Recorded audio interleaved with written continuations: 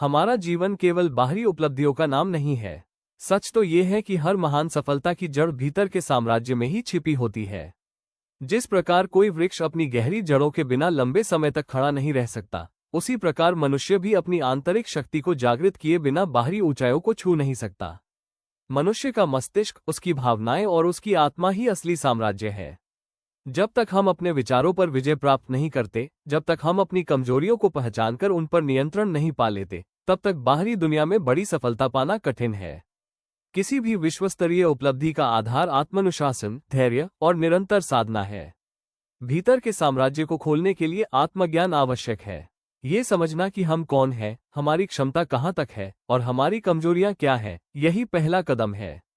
आत्मज्ञान के साथ आत्मविश्वास जुड़ता है और आत्मविश्वास ही बड़े लक्ष्यों तक ले जाने वाली ऊर्जा है।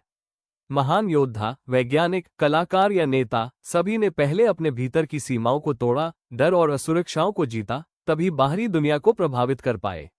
बुद्ध ने भीतर की साधना से ज्ञान प्राप्त किया, तभी वे जगत गुरु बने।